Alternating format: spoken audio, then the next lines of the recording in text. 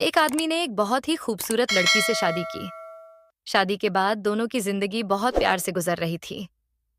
वह उसे बहुत चाहता था और उसकी खूबसूरती की हमेशा तारीफ किया करता था। दोस्तों, आप लोग ये कहानी आखिरी तक सुनना। ये कहानी आप लोगों को रोमांचित कर देगी। लेकिन कुछ महीनों के बाद लड़की चर्म रोग से ग्रसित हो गई और धीरे धीरे उसकी खूबसूरती जाने लगी।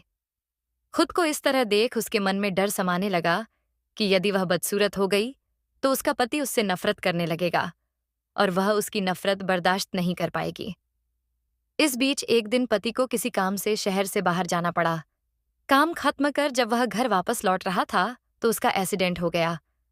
उसमें उसने अपनी दोनों आंखें खो दी, लेकिन इसके बावजूद भी उन दोनों की जिंदगी सामान्य तरीके से आगे बढ़ती रही। समय गुजरता रहा और अपने चर्म रोग के कारण लड़की ने अपनी खूबसूरती पूरी तरह गंवा दी।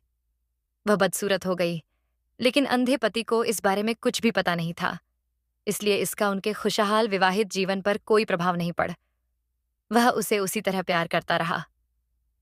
एक दिन उस लड़की की मौत हो गई। पति अब अकेला हो गया था। वह बहुत दुखी था। वह उस शहर को छोड़कर जाना चाहता था। उसने अंतिम संस्कार की सारी क्रियाविधि पूर्ण की और शहर छोड़कर जाने लगा।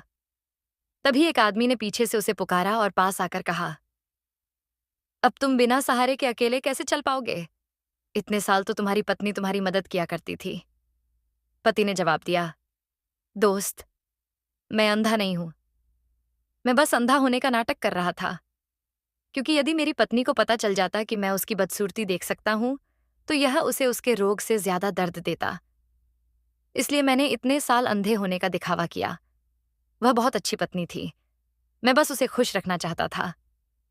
खुश रहने के लिए हमें भी एक दूसरे की कमियों के प्रति आंखें बंद कर लेनी चाहिए और उन कमियों को नजरअंदाज कर देना चाहिए।